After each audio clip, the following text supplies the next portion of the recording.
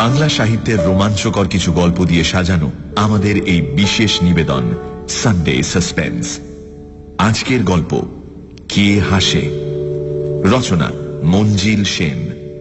গল্পটি প্রথম প্রকাশিত হয় আশ্বিন 1401 বঙ্গাব্দে, অর্থাৎ 1993 সালে।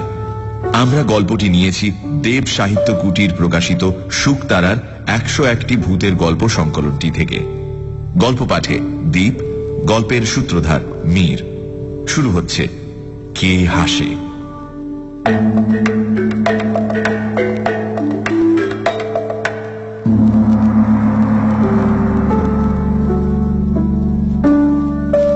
সেদিন ছিল কোজাগরী পূর্ণিমা। ঘরে ঘরে লক্ষ্মী পুজো, বারোয়ারি পুজো তো আছেই। চাঁদের আলো আর কৃত্রিম আলোকসজ্জায় ঝলমল করছে শহর। এই প্রথম আমি উত্তরবঙ্গে বেড়াতে এসেছি। খুব ভালো লাগছিল কলকাতা থেকে অনেক দূরে এই ছোট্ট শহরের উৎসব মুখর রাতটি। আমি উঠেছিলাম ধর্মশালায়, দুবেলা বাইরেই খেয়ে নিতাম। সেদিনও রাত 9টার পর একটা হোটেলে ঢুকেছিলাম। হোটেলের রান্না ভালো, রকমারি পদ পাওয়া যায়।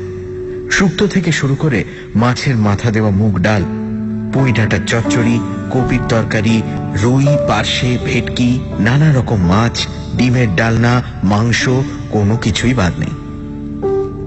আমি এক কোনায় জানলার ধারে একটা টেবিলের সামনে বসলাম। মুখোমুখি দুটো চেয়ার, দুজন বসে খেতে পারে। আমি জানলার দিকে পিঠ রেখে বসেছিলাম। হোটেলের একটা ছেলেকে ডেকে ভাত, তরকারি আর পাবদা মাছের ঝোল দিতে বললাম। ছেলেটি বলল একটু দেরি হবে, ভাত ফুরিয়ে গেছে, উনুনে আবার হাঁড়ি চাপানো হয়েছে। খদ্দেরের বেশ ভিড়। আমার আগে এসেও অনেকেই ভাতের আশায় বসে আছেন। ঠিক তখনই একজন ঢ্যাঙা মতো লোক আমার টেবিলের সামনে এসে দাঁড়ালেন। ফ্যাকাশে মুখ, দু চোখের তলায় কালি পড়েছে, অথচ শরীরের কাঠামো দেখে মনে হয় একসময় বেশ জোয়ান পুরুষ ছিলেন। বয়স 30-এর মাঝামাঝি, কি তার একটু বেশি হবে। কুণ্ঠিত ভাবে তিনি বললেন, আমি এখানে বসলে আপনার অসুবিধে হবে কি? আমি বললাম, না না, এটা তো দুজনেরই টেবিল। যদিও একটা পুরো টেবিল দখল করে খাবার সুযোগটা হাতছাড়া হলো বলে মনে মনে আমি একটু ক্ষুণ্ণ হলাম। ভদ্রলোক আমাকে ধন্যবাদ জানিয়ে চেয়ার টেনে বসলেন। তারপর একটু ইতস্তত করে বললেন, আপনাকে এখানে আগে কখনো দেখিনি তো, বেড়াতে এসেছেন? হ্যাঁ, আমি জবাব দিলাম। কলকাতা থেকে? আমি ঘাড় দোলালাম।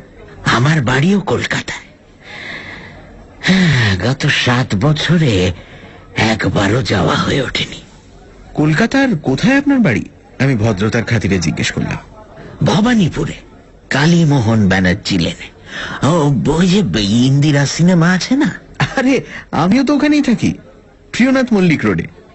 আপনার কোন বাড়ি?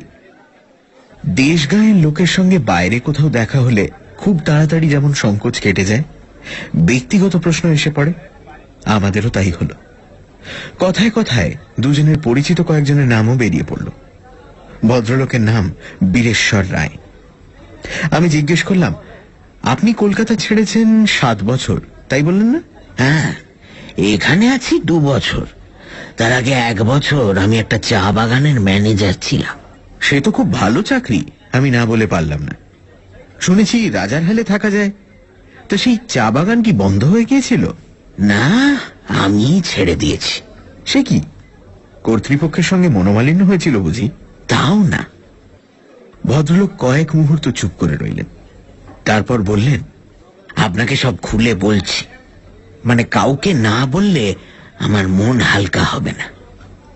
সবাইকে সবকিছু বলা যায় না, কিন্তু আমার মনে হচ্ছে আপনি আর সবার মতো নন, সহানুভূতিশীল মানুষ। বিশেষ করে আপনি আমার পাড়ার লোক। আপনাকে বলতে আমার আপত্তি নেই, অবশ্যই আপনার যদি শুনতে আপত্তি না থাকে। মোটেই না, আমি হেসে বললাম। হাঁড়িতে চাল ফুটছে, ভাত না হওয়া পর্যন্ত গল্প করে কাটানো যাবে। আমি যা বলবো তা কিন্তু একটি ঘটনা, যাকে আপনারা বলেন অলৌকিক, তেমন কিছু। আমি কিছু বলার আগেই একটা ছোকরা এসে ভদ্রলোকের খাবার অর্ডার নিয়ে গেল। তিনি শুধু ভাত আর মাংসের কথা বলে দিলেন। এখান থেকে মাইল 30 দূরে একটা চায়ের বাগানে আমি ম্যানেজারের চাকরি পেয়েছিলাম। ভদ্রলোক শুরু করলেন। আমার স্বাস্থ্য খুব ভালো ছিল, এক সময় খুব মারদাঙ্গা করতাম, সাহসের অভাব ছিল না। সেটাই ছিল আমার ফার্স্ট কোয়ালিফিকেশন। চায়ের বাগানে কুলি মজুরদের নিয়ে কাজ, ম্যানেজারকে অনেক রকম সমস্যার মোকাবিলা করতে হয়। আপনি যা ভাবছেন তেমন পায়ে পা দিয়ে সুখের চাকরি নয়। শক্ত মানুষ না হলে টিকতেই পারবে না। অবশ্যই অন্য যোগ্যতাও যে আমার ছিল না এমন নয়। কৃষি বিজ্ঞানে আমি একজন স্নাতক। আমার বাংলোটা ছিল বেশ বড়। সেখান থেকে মাইল খানেক দূরে কুলি কামিনদের বস্তি।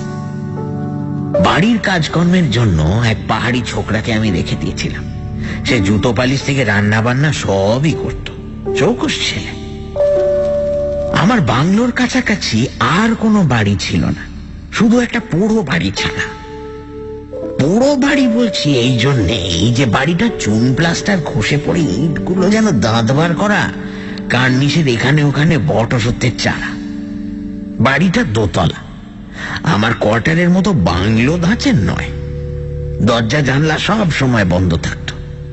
বাড়িতে যে কেউ বাস করে না তা বলে দিতে হয় না। চারিদিকে সবুজ আর সবুজ। কলকাতা থেকে এসে জায়গাটা আমার খুব ভালো লেগে গেল। কয়েকটা ঘটনায় আমার শক্তি আর সাহসের পরিচয় পেয়ে কুলি কামিনরা আমাকে বেশ সমীহ করে চলছিল।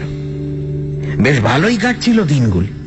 রাত্রে ময়দার রুটি আর হাঁস মুরগি কিংবা হরিণের মাংস খাসা রান্না করতো ছেলেটা। প্রায় 1 মাস কেটে গেল। সেদিন ছিল পূর্ণিমার রাত। চা বাগানের আকাশে পূর্ণিমার চাঁদের রূপই আলাদা। বড় বড় আকাশ ছোঁয়া বাড়ি নেই, শুধু বাগান আর বাগান। তাই চাঁদের আলো এমন ছড়িয়ে পড়ে যে তার রূপলি সুধায় মনের মধ্যে একটা মাদকতার সৃষ্টি না হয়ে পারে না। চা বাগানে সন্ধ্যের পরেই রাত নামে। কলিদের বস্তিতে বেশি রাত পর্যন্ত হইহুল্লোড় চললেও আমার বাংলোর চৌহদ্দির মধ্যে জন্মনিশ্চিত সাড়া পাওয়া যেত না। নিস্তব্ধ নিঝুম পরিবেশ। রাত 8টার মধ্যেই আমি শুয়ে পড়তাম। সারাদিনের খাটাখাটুনির পর গাঢ় ঘুমে ডুবে যেতাম। সেদিন হঠাৎ ঘুম ভেঙে গেল। বাইরে থেকে কার যেন হাসি ভেসে আসছে। আমি অবাক হলাম। এত রাত্রে কে হাসে? এখানে লোকজন নেই। তাছাড়া এই জায়গাটা চা বাগানের সম্পত্তি। বিনা অনুমতিতে বাইরের লোকের এখানে আসা নিষেধ। আমি বিছানা ছেড়ে উঠলাম। টর্চটা হাতে নিয়ে বাইরের বারান্দায় এসে দাঁড়ালাম। বাইরে চাঁদের আলোর যেন বন্যা বয়ে যাচ্ছে। তখনই আবার সেই হাসিটা ভেসে এলো। কে কে? আমি বারান্দা থেকে নেমে পড়লাম। চারিদিকে খুঁজলাম, কিন্তু কাউকে দেখতে পেলাম না। হাসিটা যেমন হঠাৎ শুরু হয়েছিল তেমন হঠাৎই বন্ধ হয়ে গেল। আমি চিন্তিত মনে ঘরে ফিরে গেলাম। ঘড়িতে দেখলাম 10:15। পরদিন আমার কাজের ছেলেটাকে জিজ্ঞেস করলাম রাত্রে সে কারো হাসি শুনেছে কিনা। সে বলল শোনেনি। আমি ভাবলাম কুলি মজুরদের কেউ হয়তো নেশা করে কাছাকাছি কোথাও এসেছিল, তার হাসি শুনেছি। ব্যাপারটা আমি মন থেকে মুছে ফেললাম। আমার কাজকর্মে মালিক পক্ষ খুব খুশি। একটা চিঠিতে সে কথা জানাতে তারা কার্পণ্য করলেন না। আমার ভবিষ্যৎ যে উজ্জ্বল সেটা বুঝতে আমারও বাকি রইল না। সানডে সাসপেন্স, শুধুমাত্র রেডিও মির্চি 98.3 FM এ। It's hot.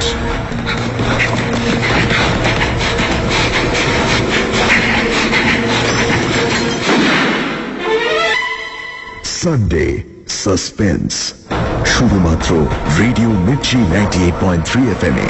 It's hot.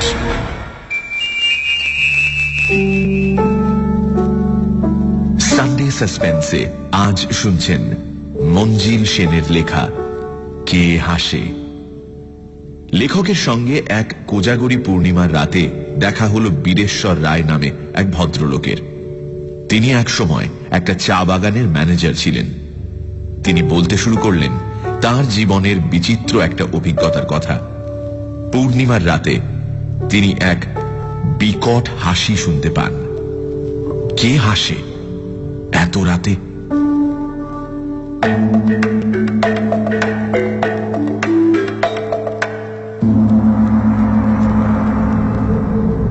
আরো 1 মাস কেটে গেল, আবার এলো পূর্ণিমা। সেই দিন রাত্রেও আমার ঘুম ভেঙে গেল। বিছানায় শুয়ে শুয়ে শুনতে পেলাম সেই হাসির শব্দ, বিকট সে হাসি। প্রকৃতিস্থ মানুষের যে নয় তা বুঝতে কষ্ট হয় না। সাধারণ কেউ হলে হয়তো ভয়ে শিখিয়ে যেত, কিন্তু আমি ছিলাম অন্য ধাতুতে করা। ঘড়িতে দেখলাম রাত 10টা। একটা মোটা লাঠি আর টর্চ নিয়ে আমি বেরিয়ে পড়লাম, কিন্তু কাউকে খুঁজে পেলাম না। আগের বারের মতো এবারও হাসিটা হঠাৎই বন্ধ হয়ে গেল। ব্যাপারটার কোনো ব্যাখ্যাই আমার মাথায় এলো না। শুধু বুঝলাম পূর্ণিমার রাত ছাড়া ও হাসি শোনা যায় না। পরদিন ছোকরাকে জিজ্ঞেস করে জানলাম সে কোনো হাসির শব্দ শোনেনি। আমার কথার জবাব দেবার সময় সে অদ্ভুতভাবে আমার মুখের দিকে তাকাচ্ছিল। বুঝতে পারলাম ও মনে করছে আমার মাথায় কিছু গন্ডগোল হয়েছে, তাই ওকে আর গাঁটালাম না। পরের পূর্ণিমার রাতেও সেই একই ঘটনা ঘটল। এবার আমি কান চেপে শুয়ে রইলাম। আর কেউ ওই বিদঘুটে হাসি শুনতে পায় না কেন তা আমার বোধগম্য হল না। একবার মনে হলো আমি কি স্নায়বিক পীড়ায় ভুগছি, কিন্তু সেই চিন্তা আমি মন থেকে উড়িয়ে দিলাম। পরের পূর্ণিমায় আমি আর শুয়ে থাকতে পারলাম না। হাসির রহস্যটা আমাকে জানতেই হবে, নইলে আমি হয়তো পাগল হয়ে যাব। সেদিন রাতে ইচ্ছে করেই আমি জেগেছিলাম, তাই হাসি শুরু হতে বিছানা ছেড়ে বেরিয়ে পড়লাম। হাসির শব্দটা যেদিক থেকে আসছিল সেদিক লক্ষ্য করে আমি ছুটলাম। হাসিটা হঠাৎ বন্ধ হয়ে গেল। ততক্ষণে আমি পৌঁছে গেছি সেই পোড়ো বাড়িটার কাছে। এবার বুঝতে পারলাম হাসিটা আসে ওই বাড়ি থেকে, কিন্তু ওটা পরিত্যক্ত। কেউ থাকে বলে শুনিনি, কাউকে চোখেও পড়েনি। তবে কি রাতে দস্যু লোকেরা ওখানে এসে জড়ো হয়? জোড়াই কারবারিদের একটা গোপন আড্ডা। বাড়ির সব জানলা দরজা বন্ধ, সদর দরজায় বড় এক তালা। ভেতর থেকে ক্ষীণ আলোর রেখাও চোখে পড়ছে না। আমি কি করব মনস্থির করতে না পেরে ফিরে এলাম। পরদিন আপিসে একজন পুরনো কর্মচারীকে জিজ্ঞেস করলাম ওই বাড়িটা সম্বন্ধে কিছু জানেন কিনা। তিনি এক চমকপ্রদ ঘটনা শোনেন। বছর 40 আগে ওই বাড়িতে 2 ভাই থাকত। তাদের সম্বন্ধে বিশেষ কিছু জানা যায়। লোকজনের সঙ্গে মেলামেশাও তারা করত না। ওই বাড়িটা ছিল টি এস্টেটের মালিকানার বাইরে। শোনা যায় ছোট ভাই নাকি ছিল বদ্ধ উন্মাদ। তাকে দোতলার একটা ঘরে শেকল বেঁধে রাখা হতো। তাকে দেখাশোনার জন্য একজন লোক ছিল। সেই উন্মাদ ভাই মাঝে মাঝে হিংস্র হয়ে উঠত। বিশেষ করে পূর্ণিমার রাতে বেড়ে যেত তার পাগলা। তখন তাকে চাবুক মারা হতো। চাবুক খেত আর অট্টহাসি হাসত সেই ভাই। ভয়ঙ্কর ছিল সেই হাসি। ওই ভাইয়ের জন্যই নাকি দাদা লোকালয় ছেড়ে এই নির্জন অঞ্চলে বাসা নিয়েছিল। তারপর একদিন পূর্ণিমার রাত্রে সেই উন্মাদ ভাই তাকে যে দেখাশোনা করত তাকে আক্রমণ করে। সে তখন ঘুমিয়েছিল। আচমকা আক্রমণে সে প্রথমে কাবু হয়ে পড়েছিল, কিন্তু সেও ছিল খুব বলিষ্ঠ। সেদিন রাত্রে আবার দাদা ওখানে ছিল না, দরকারি কাজে শহরে গিয়েছিল। পাগল সেই লোকটির গলা চেপে ধরেছিল। আত্মরক্ষার জন্য সেও পাগলের গলা চেপে ধরল। পরদিন সকালে দাদা ফিরে এসে দেখে দুজন দুজনের গলা টিপে মাটিতে পড়ে আছে, দুজনেই মৃত। তারপর থেকেই বাড়িটা ওভাবে পড়ে আছে। দাদা সেই যে চলে গিয়েছিল আর ফিরে আসেন। এই হলো বাড়ির ইতিহাস। পরের পূর্ণিমায় আমি শহরের এক চা ব্যবসায়ীকে নেমন্তন্ন করলাম। রাত্রে খাওয়া দাওয়া করবেন, থাকবেন। খানা পিনার আয়োজনটা আমি ভালোই করেছিলাম। ইচ্ছে করেই সেদিন দেরিতে খেতে বসলাম। খেতে খেতে গল্প করছিলাম। ভদ্রলোক গুজরাতি। কেমন করে কপর্দক্ষীণ অবস্থা থেকে বিরাট ব্যবসার মালিক হয়েছেন সেই গল্পই করছিলেন। আমি তার কথা শুনছিলাম আর হাত ঘড়ির দিকে তাকাচ্ছিলাম। মনে মনে একটা উত্তেজনা অনুভব না করে পারছিলাম না। ঠিক 10টার সময় ভেসে এলো সেই বিকট হাসি। আমি গুজরাটি ভদ্রলোকের মুখের দিকে তাকালাম। তিনি কিন্তু নির্বিকার, খাচ্ছেন আর তার জীবনী বলে যাচ্ছে। আমি একটু উত্তেজিত হয়েই বললাম, শুনতে পাচ্ছেন? কি? ভদ্রলোক অবাক হয়ে আমার মুখের দিকে তাকাল। একটা হাসি। হাসি? আরে কার হাসি? ভদ্রলোক এদিক ওদিক তাকালেন। কই, আমি তো কারো হাসি শুনতে পাচ্ছি না। একটু কান পেতে শুনুন, আমি অসহিষ্ণু গলায় বললাম। আমি স্পষ্ট শুনতে পাচ্ছি। ভদ্রলোক ভুরু কুঁচকে মনঃসংযোগ করার চেষ্টা করলেন। তারপর ঘাড় নেড়ে বললেন, আপনি বোধহয় ভুল শুনিয়েছেন। কেউ হাসেনি, আপনার মনের ভুল। ভুল শুনছি? এইবার আমার ধৈর্যচ্যুতি ঘটল। প্রায় চিৎকার করে বললাম, প্রত্যেক পূর্ণিমার রাত্রে আমি এই হাসি শুনছি, আর আপনি আমায় বলছেন আমার মনের ভুল? ভদ্রলোক কেমন অদ্ভুত দৃষ্টিতে আমার দিকে তাকিয়ে রইলেন। আমি বুঝতে পারলাম তিনি আমার মস্তিষ্কের সুস্থতা সম্বন্ধে সন্দিহান হয়ে পড়েছেন। চোখে মুখে ভয়ের চিহ্ন ফুটে উঠেছে। বোধহয় ভাবছেন পাগলের পাল্লায় পড়েছেন। আমি অতি কষ্টে নিজেকে সংযত করে ভদ্রলোকের কাছে ক্ষমা চাইলাম। বাকি সময়টুকু আমরা চুপচাপ খেলাম। পরদিন সকালেই ভদ্রলোক বিদায় নিলেন। মনে হলো তিনি যেন পালিয়ে বাঁচলেন। জানি না ওই ভদ্রলোকের জন্যই কি না এই কথাটা চাউর হয়ে গেল যে আমার মাথায় গন্ডগোল দেখা দিয়েছে। হেড অফিস থেকেও এ ব্যাপারে একটা খোঁজ খবর করতে এলেন। তিনি অবশ্যই আমার আচরণে অস্বাভাবিক কিছু দেখলেন না, ফলে চাকরিটা রয়ে গেল। একটা কথা কিন্তু আমার কাছে পরিষ্কার হল, আমি ছাড়া আর কেউ ওই হাসি শুনতে পায় না। পরের পূর্ণিমায় আমি ঠিক করলাম একটা হেস্তনেস্ত করতেই হবে। সেই রাতে আমি প্রস্তুত হয়েই ছিলাম। হাসি শুরু হওয়ার সঙ্গে সঙ্গেই ওই বাড়ির দিকে দৌড়লাম। আমার বাঁ হাতে 5 ব্যাটারির একটা বড় টর্চ আর ডান হাতে ছিল রিভলভার। বাড়িটার সামনে আসতেই হাসি থেমে গেল। আমি এক মুহূর্ত বোধহয় ইতস্তত করেছিলাম। তারপর সদর দরজায় এক লাথি মারলাম। পুরনো দরজা আর আমার প্রচন্ড পদাঘাত দরজার একটা পাল্লা ভেঙে গেল। আমি ভেতরে ঢুকলাম। চারিদিকে টর্চের আলো ফেলতে লাগলাম। বহুদিন অব্যবহৃত হয়ে পড়ে থাকায় ধুলোর স্তর জমেছে মেঝের ওপর। কোনাগুলি থেকে কালো কালো ঝুল ঝুটছে। দীর্ঘকাল পরে ঘরে বাতাস ঢোকায় টর্চের আলোয় অসংখ্য ধূলিকণা উঠতে দেখলাম। তারপর হঠাৎ দোতলার একটা ঘর থেকে কেউ যেন হেসে উঠল, যেন আমাকে ব্যঙ্গ করে হাসল। আগেই বলেছি আমার ছিল দুর্জয় সাহস। এতটুকু দ্বিধা না করে আমি লাফ দিয়ে 2-3টে সিঁড়ি টপকে দোতলায় উঠলাম। তারপর যে ঘর থেকে হাসির শব্দ এসেছিল সেই ঘরের বন্ধ দরজায় এক লাথি মারলাম। দরজাটা ভেজানো ছিল, দড়াম করে খুলে গেল। আমি টর্চ জ্বালিয়ে আর রিভলভার উঁচিয়ে ঘরে ঢুকলাম। সমস্ত ব্যাপারটা যদি কোনো দুষ্ট লোক বা দলের চক্রান্ত হয় মানুষকে ভয় দেখিয়ে ওই বাড়ি থেকে দূরে সরিয়ে রাখাই হয়ে থাকে তাদের আসল মতলব। তবে তা আমি ভেঙে দেব, এই ছিল আমার সংকল্প। কিন্তু ঘরে ঢুকে আমি তাজ্জব বনে গেলাম। ঘরে কেউ নেই, এমনকি একটা আসবাব পর্যন্ত নেই। ফাঁকা শূন্য ঘর। আমি চারিদিকে টর্চের আলো বুলোচ্ছিলাম। হঠাৎ একটা অশরীরী অনুভূতিতে আমার সর্বাঙ্গে কাঁটা দিয়ে উঠল। মনে হতে লাগলো কে বা কারা আমার প্রতিটি নড়াচড়া লক্ষ্য করছে। আমি কাউকে দেখতে পাচ্ছি না, অথচ অদৃশ্য কারোর উপস্থিতি অনুভব করছি।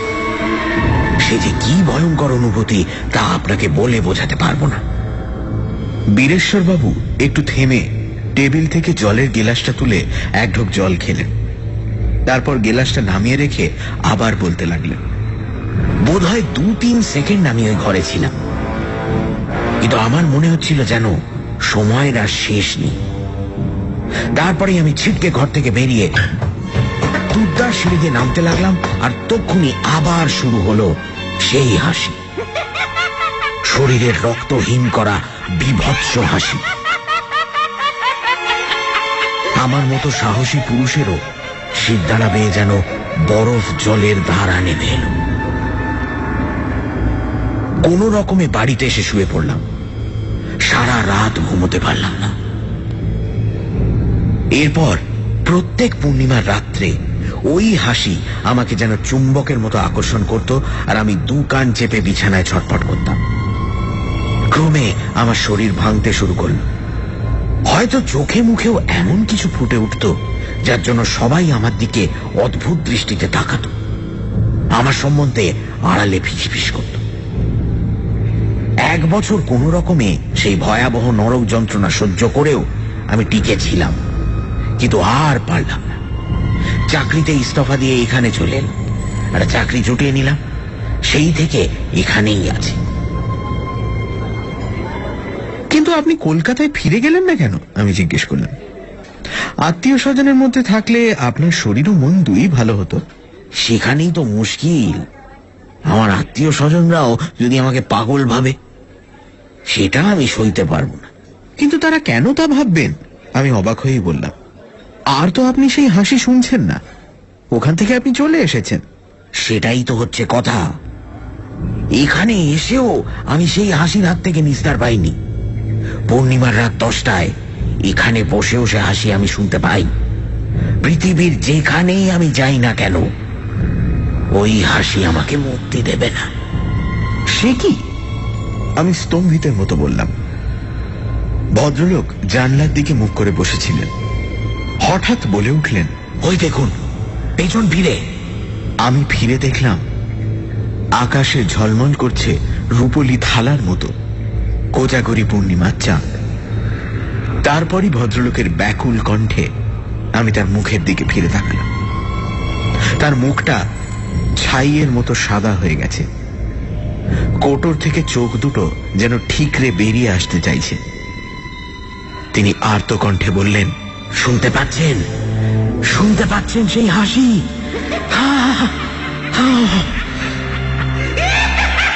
আমি হাত ঘড়ির দিকে তাকিয়ে দেখলাম রাত 10টা।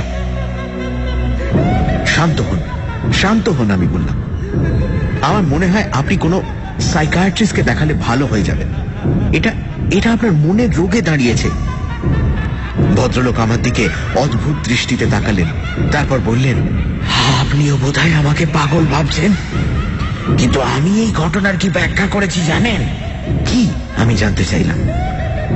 বীরেশ্বরবাবুর 2 চোখে ফুটে উঠল কেমন একটা ঘোলাটে দৃষ্টি। তিনি বললেন, ওই ঘটনার সময় আমার জন্মই হয়নি। আমার নিশ্চিত ধারণা আগের জন্মে আমি ছিলাম সেই পাগল।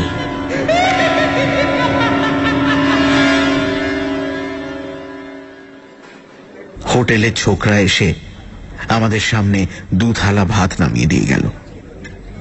গরম ভাত, ধোঁয়া উঠছে।